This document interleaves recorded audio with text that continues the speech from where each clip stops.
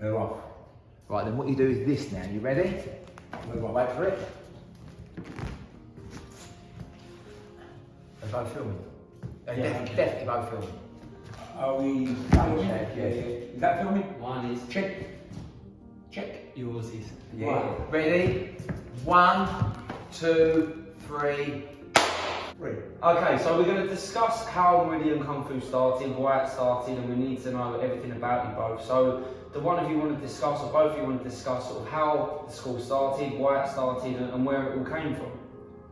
Well, I think I can take it from my history, and when I started Wing Chun, which was sort of mid 70s, training under my brother Jajit Ran. He trained with Master Lau, and the reason we started, why I started to learn Wing Chun, it was an effective, practical fighting art, and the background, the areas that we came from, it was more a necessity. So it wasn't something to do with sport. It's never been that. I've never had no interest in that side of it, because I did boxing before Wing Chun. So I did a little bit of boxing, I looked at other arts, but this has been the thing that's really the most practical, direct, and efficient in the sense of street application. And like my Sifu and others that have learned this style, it's always been about for that reason. There's no other reason for it, other than what comes alongside it, which would be the other side of the aggressive fighting stuff, will be the peace, the calm, the helping, learning to be respectful, learning to become more compassionate. So it's made my life. I never thought Wing Chun would be my living, but once I started it, I had this drive that that's what I wanted to do. So I wanted to really teach an effective form of self-defense to the communities. Do you remember the time or the moment where you sort of got that realization of this could be something rather than just something to save me, this could be something more? Well, I think when I started to learn, I had this passion to do it, and I trained it was very much like a closed doors relationship that I had learning. There's only 3 of us that were being taught by my Sifu, and then I attended certain classes under Master Lau, but my main thing was how I trained and applied myself. And I always believe, and it's part of the Wing Chun thing, that it's through the application that we see how things pan out. So when I started, that's the part of it. It's called really self-defense. I've had many different confrontations, and Wing Chun has saved my life, and I've intervened with other situations as well. But this is just one part of it. It's not about violence and fighting. It's actually trying to bring and instill in the student confidence, self-belief, empowering them to become and change and transform into something more positive. Now, when I first started, I had a club, very successful club, when we started in 1982, where we formed the Academy of Self-Defense, myself and my Sifu. And that, again, the same reason was to teach an effective martial art. And from there, we met and joined the federation, which is World Self-Defense Federation. So we had access to other arts as well. So we had many seminars, which we'll come to that in a sec, because we went to Ireland and did various things. But from that point, once we started the academy, that was growing. It was only 3 of us that was teaching, my Sifu, myself, and another instructor, Mick. Outside of that, that was it. And then I moved to Southend in 95 or 6, something like that. And I opened a class in St Aidan's. That's where Steve and many others that he managed to rope to come into the class. And it really grew from there, the expansion of it. And Wing Chun was already in Southend, but we just had something that we offered.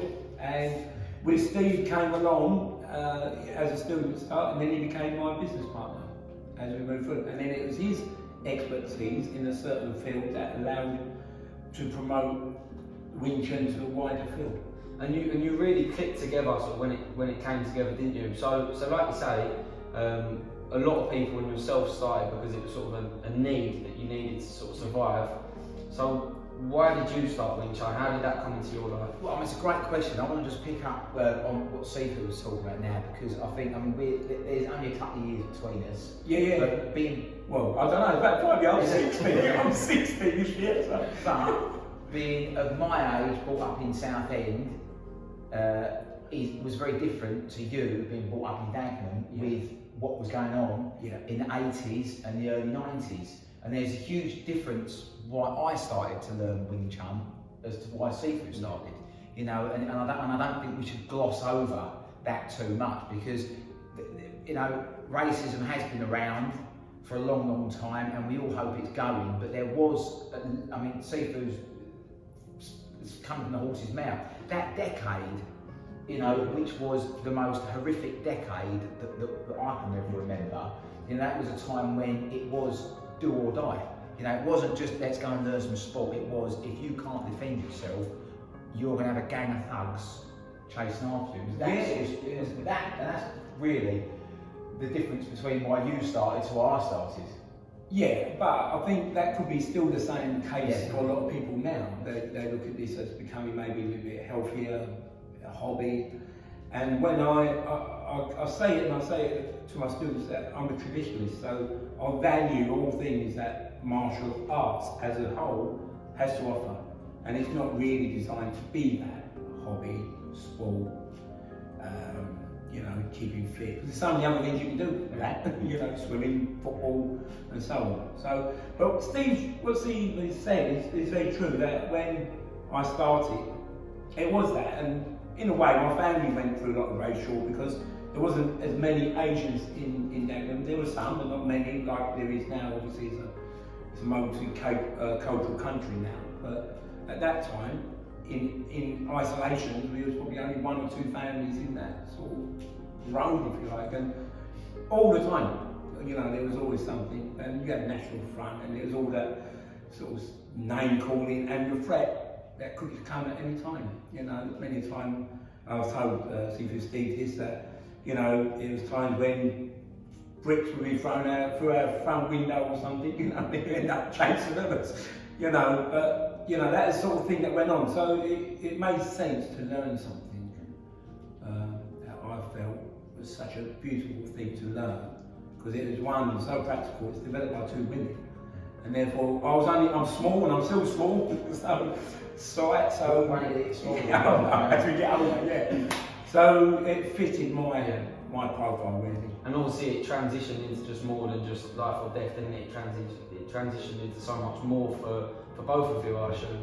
Yeah. I mean, when I started, my reason for starting will probably hit home with a lot of people that are looking at our website now. Yeah. That are, you know, because mine's, I would say, sort of run of the mill, really. Where I was in a profession that I've been doing for quite a long period of time. I was very competent at what I did, but I was bored, I was getting overweight, and all of a sudden I had children, and I literally thought to myself, what if someone tries to grab them? What if someone tries to get them? What if someone breaks into my house? What the hell am I going to do? So I took the big jump to book up a class under a different style, because someone I worked with said, well, you must go and train with so and so. And I went to a class, and I won't say what style it is, but I went to the first lesson, and they paired me up with a brown belt who just beat the life out of me. And that was the one and only time that I went to that class. And I went back to work the following day and said to this person, what have you just done? And someone else that worked with me at the same time said, you've got to come and train with my Sifu. Because it's a common problem, isn't it? People do go to certain martial arts or fighting styles, and they just get chucked against someone. You know, whether people agree with this or not, I'm sort of, Sifu will give his opinion on this. I'm under the impression that it almost falls in 2 or 3 different camps, okay? And the camp that I wanted to fall into was I wanted to train with likeable, spiritual, holistic, caring people that could teach me to defend myself if I needed to. And all the spokes that would come off that would make me a better person. That's one camp. That's where I wanted to go. I didn't want to fall in the camp where I was in a boxing ring with someone. I was going to work the next day. I couldn't have to work in a suit and a back on, and I didn't actually want to start punching someone in the face either. That wasn't in me. I wanted to learn all the aspects of martial art and learn to defend myself and my family. And after this one experience I had, which almost turned me off, Tony, who I work with, who Sifu has been teaching me for years and years, said to me, "You've got to come and try this out." And I did my first class with my brother, and it was the best thing I've ever done, because I remember going to Sifu's class, seeing a very unassuming instructor at the front of the class, thinking, am I going to get beaten up again? And I was looking at the class thinking, well, I think I'll be alright with that one, and that one, and that one, but if it's that big one, and there was one guy in the judo gi. Nigel, I thought, well, he's massive, I'm going to be in trouble again. Smacked around again. And we spent an hour, and at the end of it, I went home and said to my wife, I found it. I found what's been missing. And she said to me, you'll never stick with that. And here we are, 26 years later, and I've stuck with it. And and Sifu and I became great friends, and I had private lessons with him and learned as much as I could, because I wasn't young when I started. No. I was 25 to 30, so I wasn't a young man. All these youngsters that are starting at 5 and 10. Yeah, that's right. And I just loved the insights I got from it from Sifu. I loved the spiritual aspect of it. I loved the health and fitness just came with it. That was like a byproduct of it. But actually to be able to defend myself was just unbelievable, and my confidence grew with it. And being around like-minded people, like you said. Yeah, I'm with all, and we had it, didn't we? Yeah. We'd have certain people join the club, and they'd come in, and I think they're not a good fit.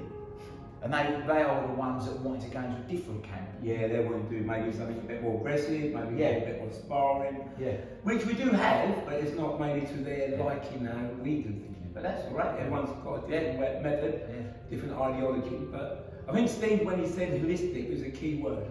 Because I believe Wing Chun to be very much that. It's not about just the punching and kicking, that's one side. But there's also the health, the mental health, the emotional health, the physical health, and how to maintain your health through long periods of life. Because when you think now, you want to still be practicing when you're 60, 70, 80, and you've got good health. No arthritis, maybe no aches and pains. Just go through your training. Yeah. I think that's the key word. Yeah, I mean, lots of beginners say to me, the common question I get is, how many times do you use your Wing Chun? Yeah. And my answer's always the same, it's every day. Yeah. Every day my Wing Chun that Sifu taught me comes into my life. I'm not having fights every day, but I might be in other things. There might be a fight mentally or emotionally, or a challenge that I'm using my Wing Chun skills to help me. And joining Sifu's class was by no measure at all the most important thing that shaped and changed my direction of where I was going. Because after 2 or 3 years of training under Sifu, I knew this is what I wanted to do, full time. Give up work, train under Sifu, open a school, work together, and we were really lucky that we managed to do it. Yeah. So moving on with what you said, what happened next? So you quit your job, you started working together. How was that leap and that jump? How did the journey start at that point? It was hard because we were both working, weren't we? And with myself, I got made redundant a number of times. I know the last and final, within the same company, if you like. And I was offered a position, and funny enough, my manager then, he found me a position, and I refused it and said, I'm going to pursue teaching full time. And I remember what he said, he goes, you think you make a living out of that? I said, I don't know, I'll give it a go. And I haven't looked back, and like Steve's had a successful career in the field he was in. I was successful in the field I was in, but I was relieved in a way once I left that, because though I enjoyed it, I enjoyed the people there, but this has always been my passion. Is it fair to say sort of successful but not necessarily fulfilled? What, when I was working? Yeah. It was the same thing. I was working for car dealerships. At one point I was running up to 8 car dealerships, of which almost killed me, and I was probably 2.5 stone heavier than I am now, and I think, I don't know what I'd be like now if I was still doing it. But we had this vision, and I still remember Sifu coming around my house one Sunday. We sat in which was my living room. Business mate. Yeah, and we sat there and went, right, what are we going to do? I remember my wife Julie making us tea and bringing biscuits in, and Laura and Sam bothering us all the way through. Sam was bothering us. And we went, right, what are we going to do? And we sat there, right, if we can get 50 students, then we might be able to give up work and starve for a couple of years while running our club. And that was what we set out to do. So Sifu had the class in Lee, so we had an idea in Stadium, so we thought, right, let's get another one in Hockley. Which we did. And when it got to that magical number of 50, we sort of thought, right, let's start looking for a premises. And it really was just a chance meeting. The building we're in now, where we've been here since 1997, 96, 97, was a printer's, and it's where we used to get away with printing from Lookers, who I used to work for. And I got on really well with the printer, and I saw him one day and he said, I'm moving out, Steve. Where are you going? Somewhere smaller. And I said, what are you doing with your building? He said, well, there's a little bit of it left, if you want it. And we discussed it. Came down, brought my father down, and he went, well, I don't know what you're going to do with this. It was just a complete wreck with wires hanging. It was. And concrete floor. Solid concrete floor. And we sort of, the guy wanted £50 a week cash. Every Wednesday, that they took straight to the pub. Probably took a day or Saturday. And they just spent it. And we took this place on, and we started to sort of refurb it while I was working. And you had more time. So we started doing bits and pieces. Fitted. And I would sort of make out I had a test drive to do. Come down here and do a bit of painting. And so on. And it got to a point where Sifu was available to go full time. I wasn't, and I probably needed a bit of a push to make me make it. We knew we were going to do it, but I was thinking I could do it alongside. And then one day, I just decided that was it. I knew this would work. I would do it. And I remember packing up my desk, going home, and saying to your mother and Julie, "That's it. I'm not selling cars anymore. Me and Sifu were going to teach kung fu for a living." And she went, "Oh no!" and then that was it. We sort of moved in, and we had some brilliant friends and students then that helped us with Richard, and Tony, and Sam. They all came along and helped with the decor, painting, and when you look at the hardships, they were good because they made us grow into where we are now. So at that point, you've taken the leap of faith, you got your between 50 and 100 members. 50 members. More than 100 was 50. But you're only teaching adults? We transferred the members we had in Clements Hall and so on, and we transferred them to this. So we then only was here. This was our base, this was our HQ like it is. And that when you are, which part of the building was it? Was it here where we are now? No. Which part of the building was it? There. when we moved in, so if anyone here knows us, you know the building. Imagine this: the main queen doors you walk through, we did have that. Where the camera is, we had one little unit back there, which was about 8 metres by about 7 metres. Well, And we thought what would be a great idea was to board the windows up, so no air could get in. That's right. And put a wooden floor down. I think it was single glazed, so you got to remember that. So it was for safety. So for safety, we boarded the windows up, we put a wooden floor down, and there was no air in there. After an hour of training, it was like a swimming pool. And people would slip. Condensation. Condensation everywhere. And then, I don't know how, we just kept advertising and marketing, word of mouth started to spread. And then after a year or two, we got this bit of the building. Then after another couple of years, we got that bit. We started to expand using the space that was available. It became free, didn't it? The space became free. And we just took the whole building over and started to run from there. We had a shop upstairs at one time. We did. We were franchised with Quan, up there. But we were only teaching adults, weren't we? At that time it was, But when I was in Ilford, when I was teaching, that was my first club in '82, I did have kids there. But I had a strong base of adults, and then I started doing children. That's the slow build up there. But I wasn't really, It's more the adults. That's how I was coached to teach, and that was Wing Chun really was about that anyway. You know, but when we came here, well, I remember going on a course, like a health and safety insurance thing. It was all full of martial arts people. I was sitting there, about 12 of us there, and they went round and they said, right, okay, where's your club? And it's here, Leicester, and this and that. And they said, right, okay, how many people do you teach? And it's going around, they're saying, right, I teach 50 children and 50 adults and 800 kids. I'm thinking, what?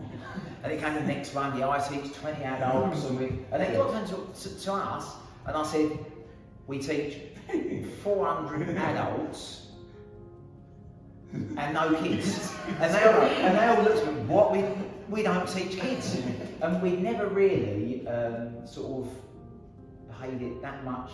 We were so engrossed in the adults that we'd never really paid it that much attention. And we thought, really, for the sake of the generations coming up, we saw what was going on out there. We saw the amount of bullying, we saw the amount of everything that's going on. We thought, we've got to create something based on the Wing Chun system that is teachable to kids, that teaches them all the values that a decent child should have, and at the end of it, they're great people and they can defend themselves. Yeah, and that's probably the most important thing now. We've had through the school many children now that have gone into adults, including Sam, who've got their own clubs and making a living from their careers now in Wing Chun. Their passion, really. So we've had a few like that come from children when they started, now they're in our adult class. Well, you got Sam, you got Leon Thompson, Ben Richardson, Josh Ingle, of the instructors, not the other instructors, they're too old, they're older than us. But pretty much, you know, they started as little kids and they worked their way through all the ranks. And now into the adult classes and instructors, exactly. And I must say as well, when we see the children that go through the curriculum, and the curriculum we didn't just teach them the same as the adults, we looked at it and we said, right, what is the learning capacity of a 5-year-old to 7-year-old, to an 8, to 12, to a teenager, to a young adult, and we created these curriculums, didn't we? Yeah, we went for different transitions though, because we did have kids doing things and thinking, well, we're not going to get that. But it was trial and error, a lot of it. But we got there now. I think we've got a complete package. And you're both very resourceful in general, but it was obviously everything was learning curves, wasn't it? Because it's sort of you're approaching something else that's different to your old career. So obviously you said that you had 50 members, the next amount you said you had 400 adults. So it wasn't just as easy as open a club up and then everyone turns up. So what sort of things did you have to go through to get not only to that standard but also to where you are today? What things you've been through? We went through years, didn't we? Years of, if you want to forget, if we look at just financial, years of financial struggle, where it wasn't tough. And it was tough. We both had the drive and the want to keep teaching. And that was the most important thing, wasn't it? Yeah, of course. And at the end of the day, I know finances help in a big way to keep us living, keeping a roof over our heads, keeping food on the table. But actually, we still had this passion to teach the community. And the rewards wasn't necessarily always financial in that way, but it's more getting the Wing Chun out there and people enjoying it. And when you think of all the hardships, there's plenty, everyone knows the hardships, but we still do the cleaning, we used to do. But the other thing is, everyone's got to have a skill set. And my skill set is teaching, however good or bad that is.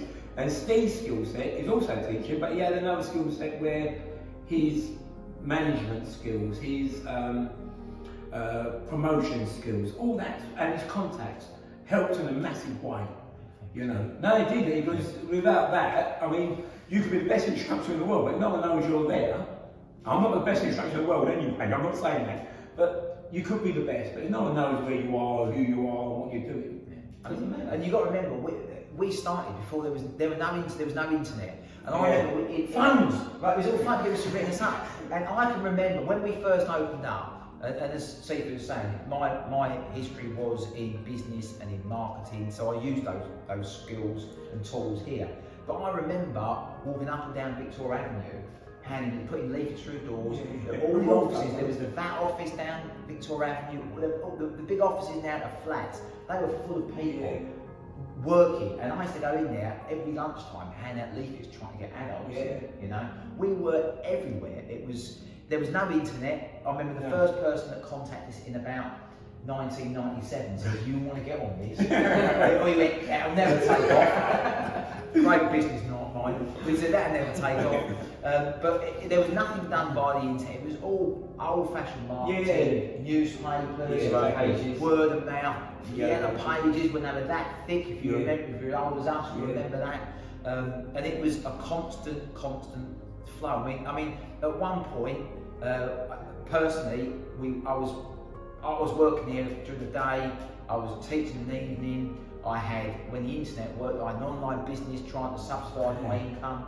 I was riding a scooter around. I couldn't afford a car. You know, so you have to look at, when it comes to hardship, it's just a stepping stone to either you stay in there or find a way to get beyond it. And we were really fortunate. We had this amazing product with the Wing Chun system that we adapted for kids. And as soon as we had like 50 kids on it, they just told everyone. And we revolutionised what was going on in the area with the kids. Just unreal.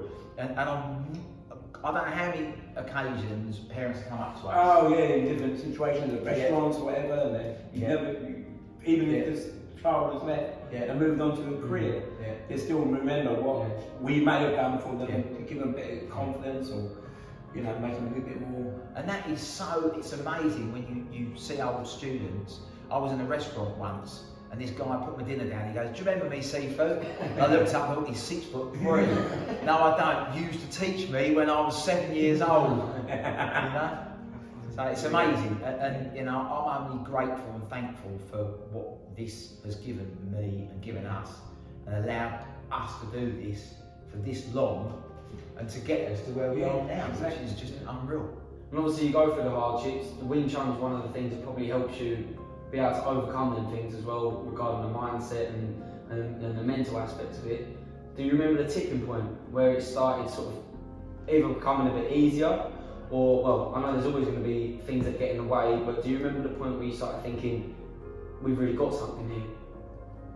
I'll jump in for a second. I don't think there's a moment in time you think, this is it. Because I think it's forever moving and growing.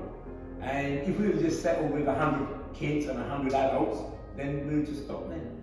But because things keep evolving and the interest, that made us grow. That made us look at different ideas. It made us move into, like getting his mats down.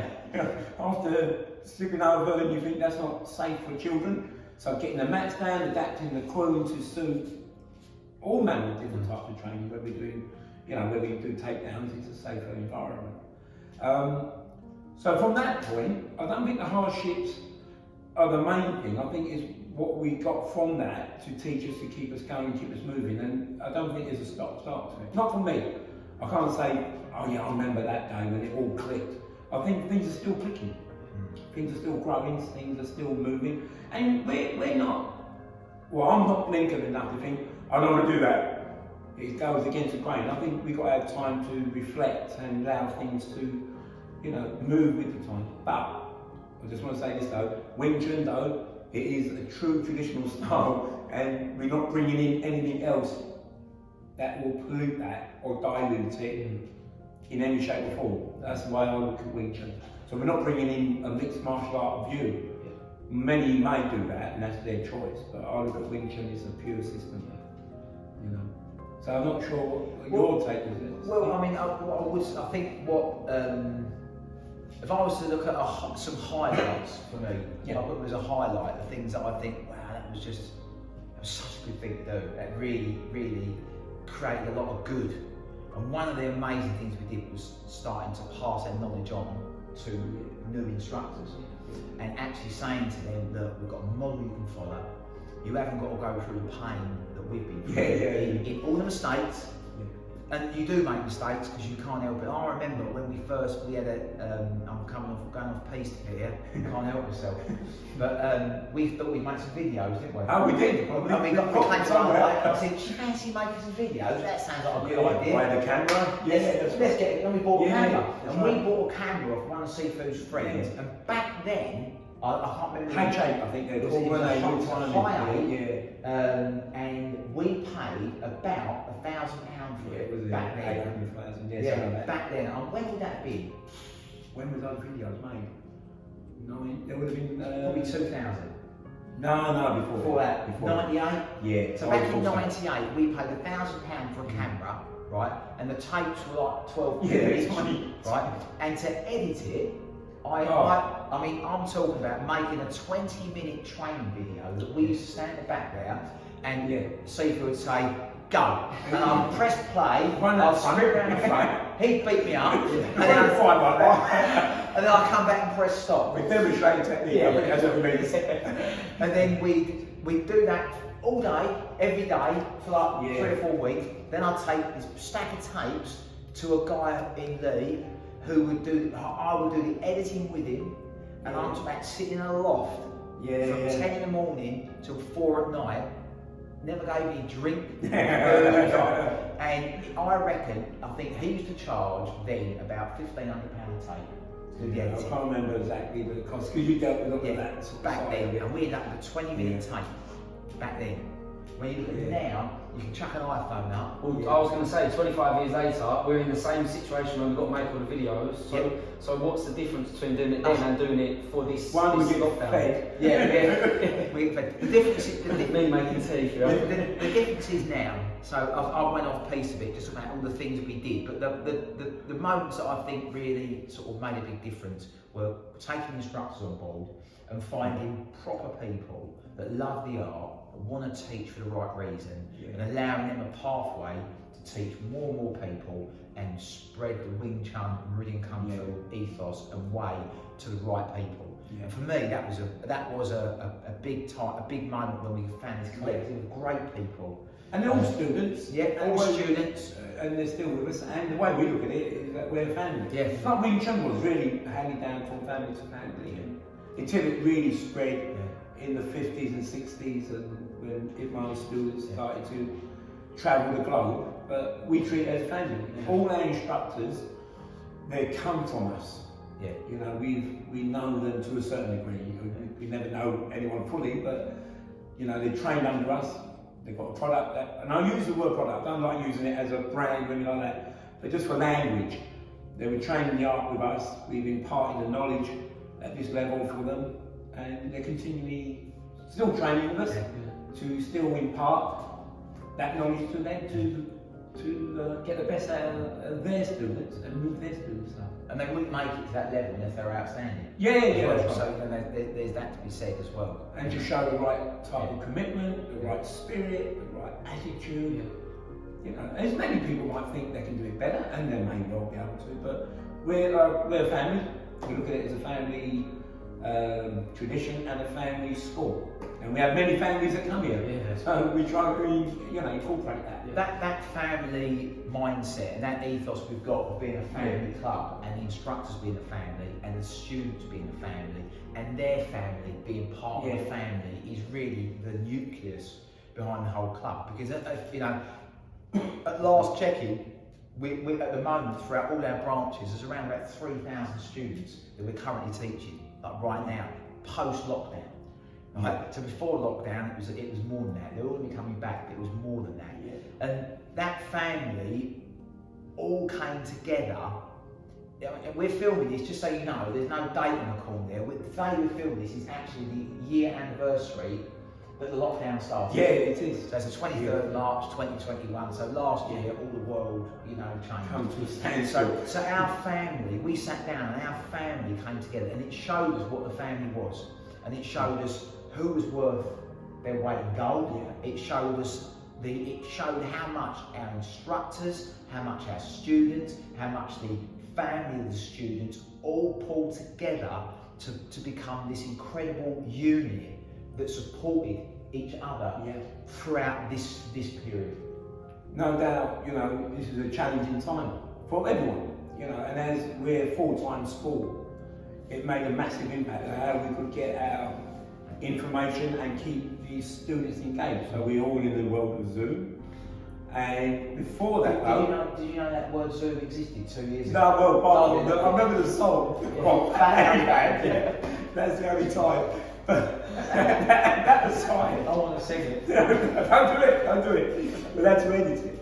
But before that, when this lockdown happened again in March, we obviously there's information being released in early Feb. Myself, Steve sat down and tried to work out what to do, and then when all the instructors came, we did all the platform filming, which Sam had a massive part to play in. Steve, obviously, with all the editing. So that month plus period, just getting things on, and obviously the marketing people, the webmaster, and everyone else, to get it all going, to keep our students engaged, to keep them, you know, training during lockdown, because it was a challenging, demanding, and lonely time. You know. So, and we was coming in filming. Yeah. You know. And the message we got from families, I can't tell you how many messages I've got. This has got us through lockdown. This is incredible. Still getting them. Still getting. And what I would say, I just want to pick up on the what happened when we were first told we had to lock down and relate it to how Wing Chun has changed my mindset and Sam's mindset. I'm not going to comment on. I know Sam's mindset is super strong anyway. I can only comment on our two. But when we found this out, we sat down and we said, three of us, what we're going to do? And we went, right, we're not going to take it lying down. We're going to create this cutting edge platform and we're going to make it this amazing tool that all our students can just get on and they can train every day, 7 days a week, and we're going to cover every belt, every this, every that. They're going to have different programs and platforms for each age group, and we're going to do that. Remember, it was the 23rd of March, and we said we'll have it up and ready by the 1st of April. And we no joke, no Fool's Day, nothing like that. And we announced it. And I remember going home and my wife saying, "What are you doing?" And I explained to her. She said, "Well, how do you do that?" I said, "I don't know." And we didn't know. But the point of the conversation is this martial mindset of when you know what you want, you find a way to make it happen. And we, us three, and the other instructors. Yeah, they all had a part. Craig, Richard, you know, they helped with, and Leon. And we made it happen. We found Mark from All Things Seen, who's been the brains behind our website, and we filmed and filmed and filmed and filmed. We filmed before lockdown, funny enough. We filmed and filmed and filmed and filmed, and then we sat down. And I contacted Sifu and everyone else, and I said, "Please, I love little bits. Can no one bother me for a week?" And Sam and I literally just worked 18 hours a day for a week. We were doing pretty much shifts, weren't we? I was up till 6 in the morning. You'd start at 6. And we launched on April the 1st. I'm pleased to say, and it really was just an amazing thing. And it's still running, and the point I'm making is, if I didn't have a martial mindset, I would have said, let's wake up and do this. And a martial family as well, so we come together and do it as a group. You know, and there was no point in our mind where we were prepared to accept defeat, to not try our hardest, to not do things ethically, to not support our family, and I mean the Wing Chun and Meridian family. There was no point we were ever going to stop doing that. No, not at all. And to pick up that, you know, all martial artists, you know, the first thing that we all look at is how we become empowered mentally, emotionally, to prepare for the fight. So this fight is really different, or, you know, it's just a little different. You know, and the key was really, it's not the fittest that survive, it's the ones that can adapt to all conditions. You know, so we adapted, you know, so we had to go into a medium that we may not be au fait with or happy to do, but we did it. We had to sing it that We chose our pounds. We chose the colour, right? But again, I think these things that come in life, when I was going through, like many others, going through racial that was a turning point for me, but not to dislike or hate. I've got to look at it as a as a thanks, because if it wasn't for that, it wouldn't make me what I am today. And what's happening to the world? I think we've got to embrace certain things. I think this is how it helped me. And it's not saying it's helped everybody. Certain people have probably gone into depression, anxiety, and so many other things. But if you come from a martial background and you've understood the principles other than the punch and the kick, we all should be strong-willed and strong-minded and confident and healthy. And I think that was a big plus. And all the work that yourself and Steve did in that period, you know, it was tough enough just getting that done, you know, but it's done. And now, in a way, like you were saying about rewards, that's the reward for the students who, you know, enjoy and get on with the platform.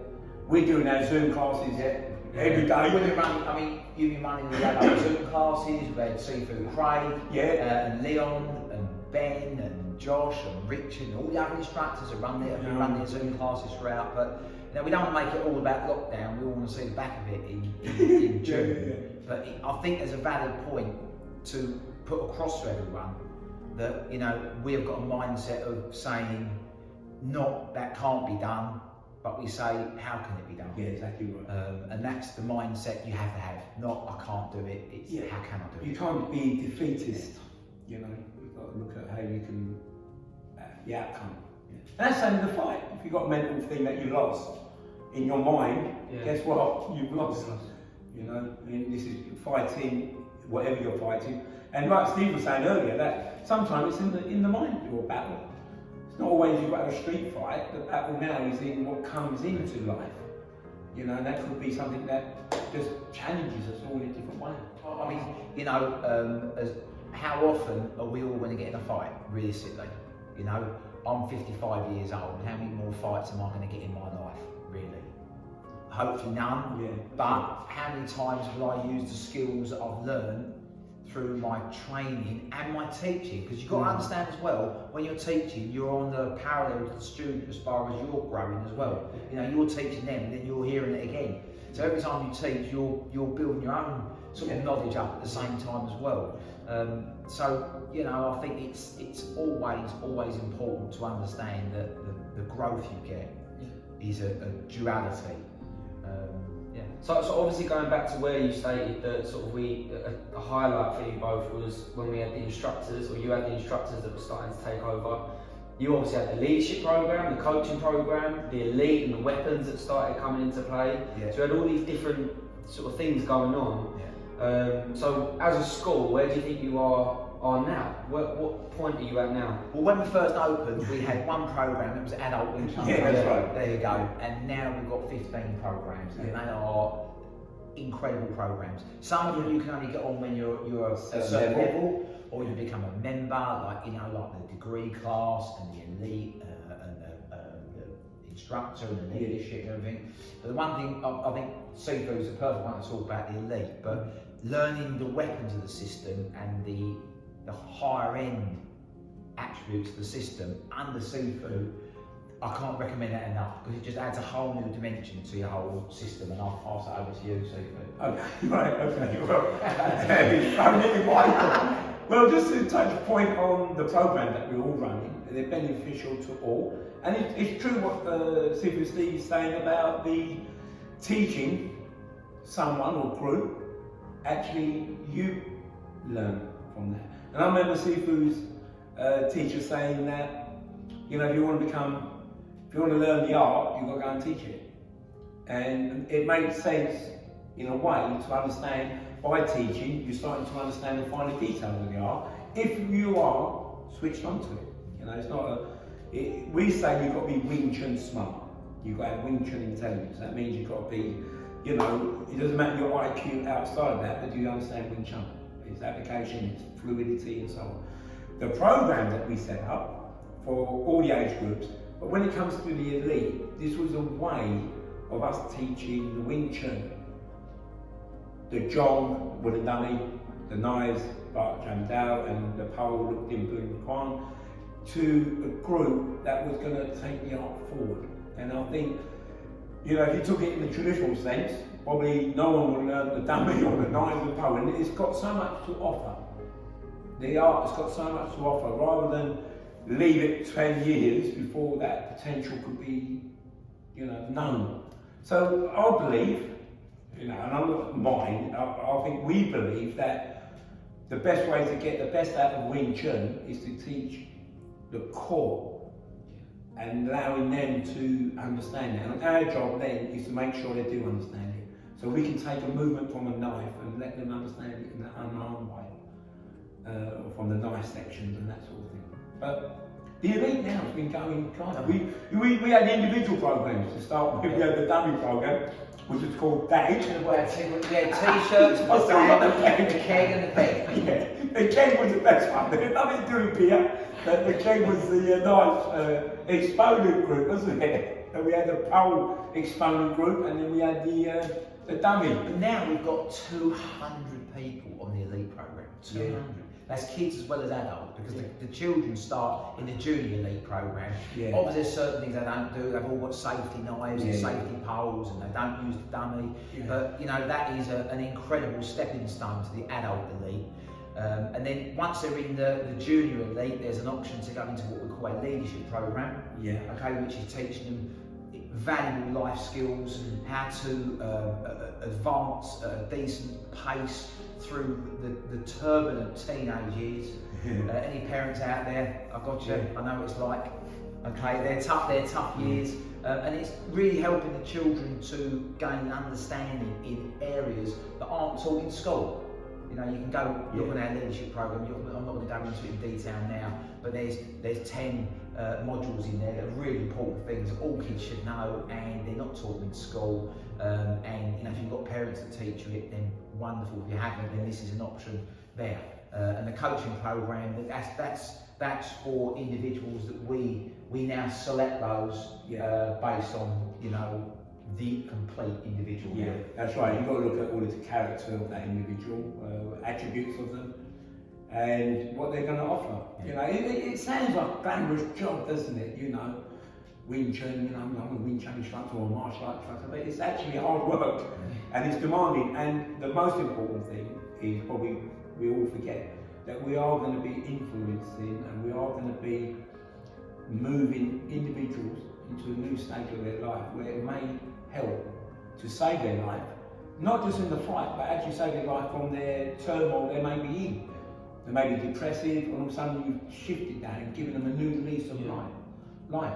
So, from the Wing Chun, again, not talking about the fighting side of it, but what I will say is that what we teach and what we have formulated has come from experience. Yeah.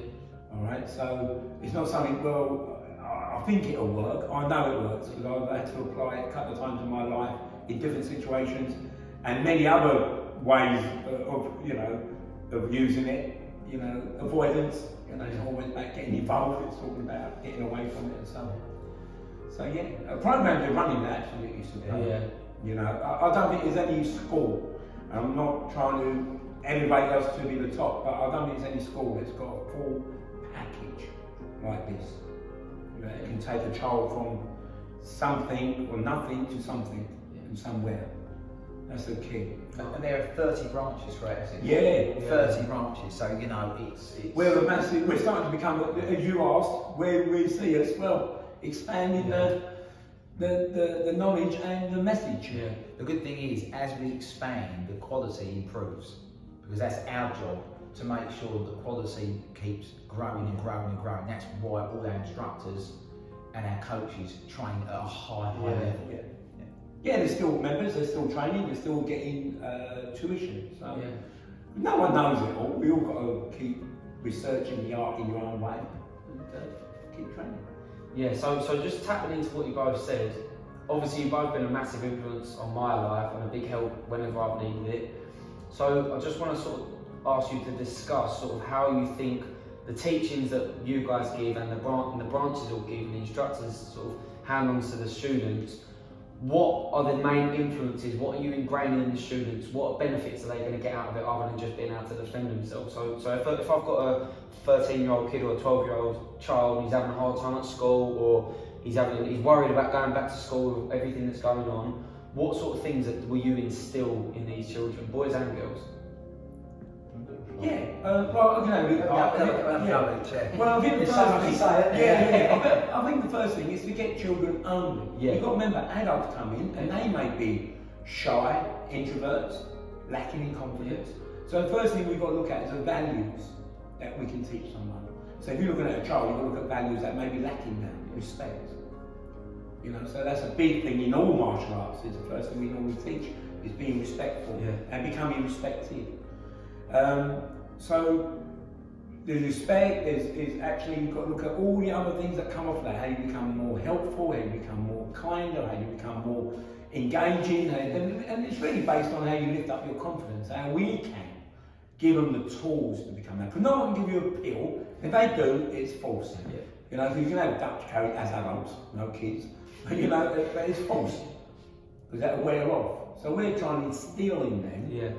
And the background I would always look is from the art is the Buddhist path, you know, so it's teaching them about compassion, teaching them about peace of self and outside of self, and also the healing aspects of it, because there's no point learning how to destroy someone, it's actually how you can heal them and move them through. So healing will come into it as well. So we've got healing systems within the school as well. But I think Steve. Well, I mean, people don't realise your sort of qualifications with your natural therapies as well, do they?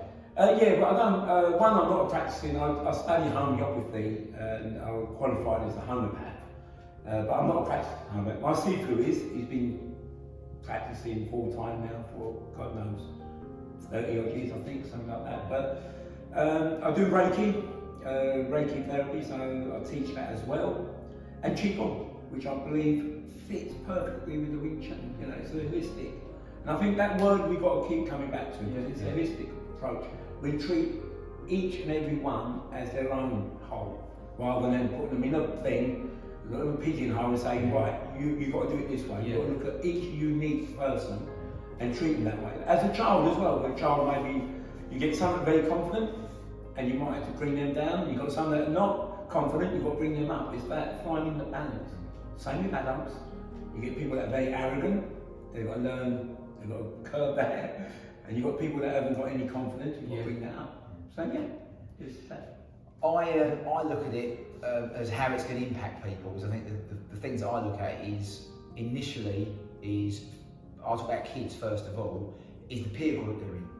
Okay, because what's really important with children is, we look at any kids that get in trouble, most of the time they're getting in trouble because they're mixing with the wrong people. They've got the wrong role models, they've got the wrong influence, okay? So when they come into our school, as soon as they walk through these two doors here, they are surrounded by inspirational instructors that are role models, that set a path of how to behave, what to say, and when to say it.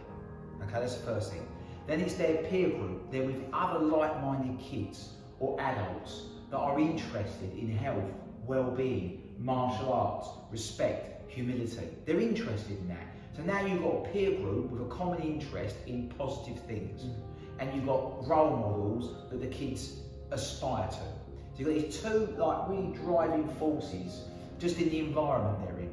Then, even on top, adding on top of that, you've got the Wing Chun system, where you've got a child or an adult that is fearful, is worried about getting bullied, perhaps they've been hurt, and they can learn skills that will save them. And what happens is, when a child learns something, okay, they start to walk a bit taller, their head goes a bit higher, and all of a sudden, they're not getting picked on for some magical reason.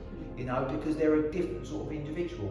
And then what happens is, those skill sets, as Sifu said, of confidence, self-belief, that goes into their teenage life, that goes into their adult life, their relationships. But what I'm so proud of with our organisation are the role models that the instructors are for the kids that come through and the adults, but I'm talking about kids here.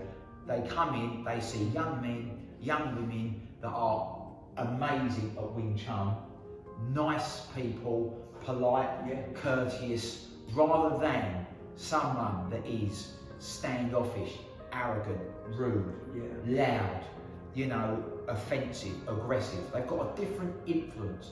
And if anyone out there's got a child that they want to set on the right path, this is a path.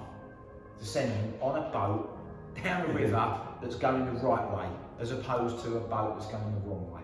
Yeah. And I assume the exact same for the adults as well. Yeah, It's just obviously just tapping into it in a later stage in life, but there's never too late, is it? Bullying doesn't stop because you're an adult. There could still be bullies at work. Yeah. There still could be shy. Yeah. There still could be introverts. They still lack confidence. So yeah, of course there's. But the thing is with martial arts, if you sort of put that in your mind, martial arts, I don't think I'll go to that. I don't think I'll take that up because I'm bound to get what Steve went through in his early career. I'm going to get picked on, I'm going to get beaten up, I'm going to get, you know, with no skill to defend myself. So people may even have that image now. Yeah. And I'm pretty sure they do. Yeah. You know, they may have had experience like Steve did, and they may have had experience when they were young teenagers, and they've given it no thought to come back into martial arts.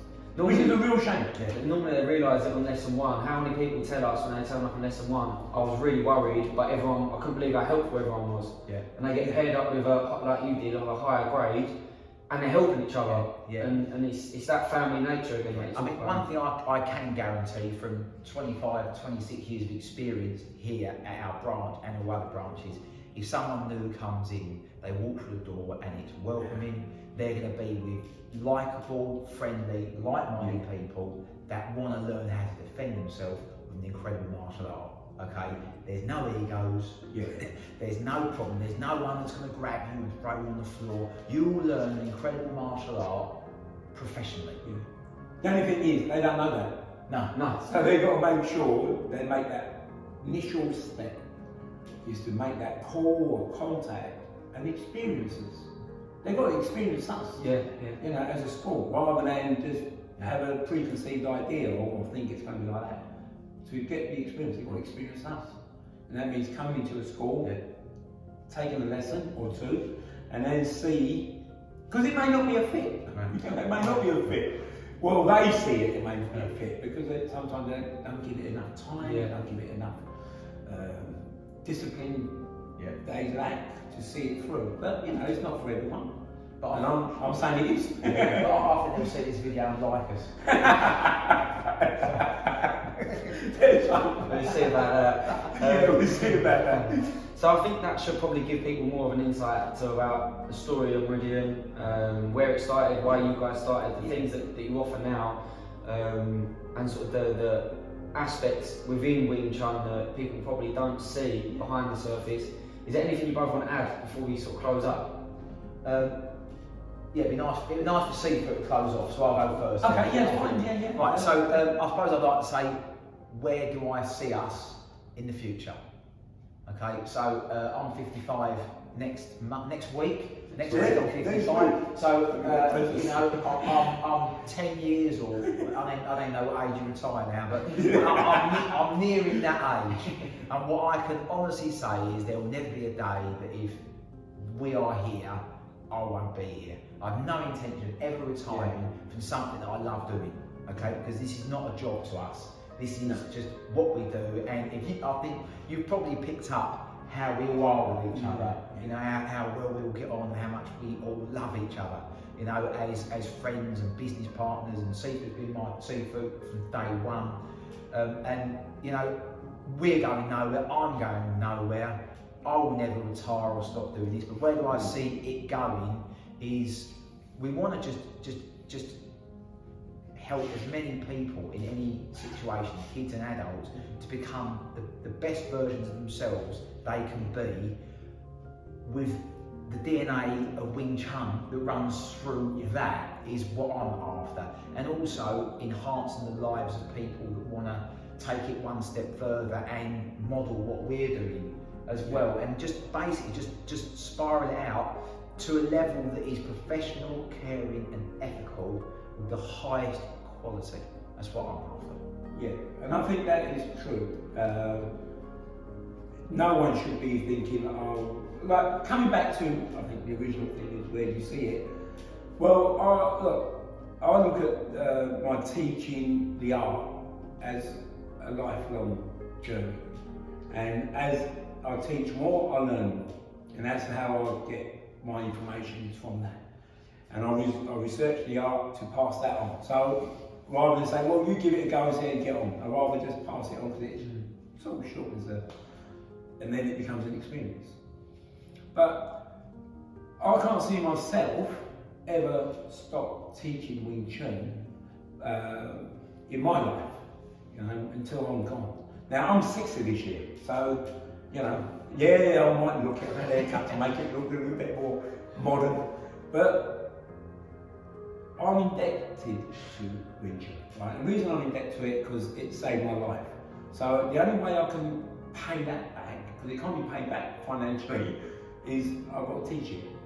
And I want to teach something that is holistic, that improves the person's life. And it doesn't mean they've got to be with you for life, but Wing Chun may be with them for life. And the principles of Wing Chun will be with them for life.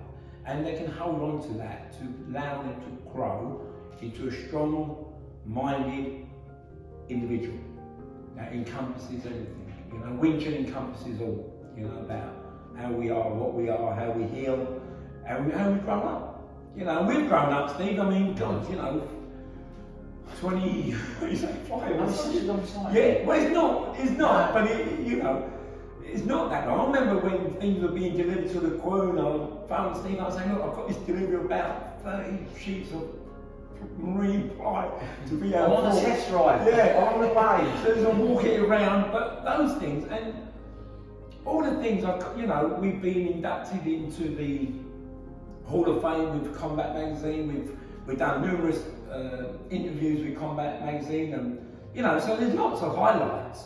But where I see it going forward is all the generation we're bringing through and allowing Wing Chun to be pure, traditional, and not watered down and polluted in any shape or form. And that means we've got to pass it on to our instructors now, where they're still learning from us, and they will keep that going. That's where I see it, is a positive step forward that we're teaching an effective, practical art. And enjoyable as it may be, or challenging as it may be, you've got to remember, it's, like I said earlier, it's not glamorous, it's hard work, but it's enjoyable work. And I'll finish off with a quote that Confucius said, find a job you love and you never have to work again. And I think that philosophy, I remember reading that quote many moons ago, and I lived my life by that. And that's why what Steve said, it's not a job, it's a passion. I don't get up on a Monday morning, not yet anyway. So there's always a pleasure. I always find it a pleasure. And I know this year's been challenging, isn't it? Because we've not been, tough year, isn't it? You know, we haven't had the same sort of contact and everything else, but you know, we've got through it, we're getting through it, and whatever comes in life, we'll get through that as well. So it's been a pleasure, and everyone that's come through our doors, I hope we've had some impact to your life, and I hope you remember us in a positive light.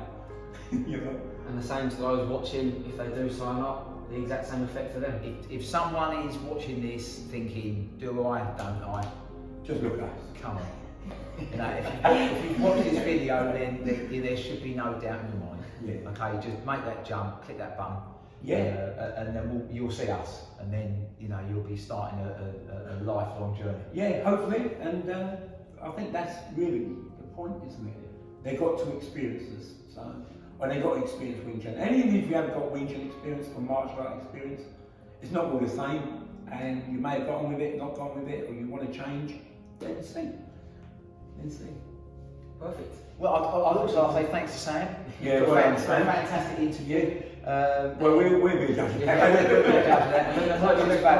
I'm just hoping that camera hasn't tilted. Not with kids. I don't want you to see our legs. Yeah. I don't know if that's a good thing or bad thing. But thank you very much. Well done. Well done, thanks.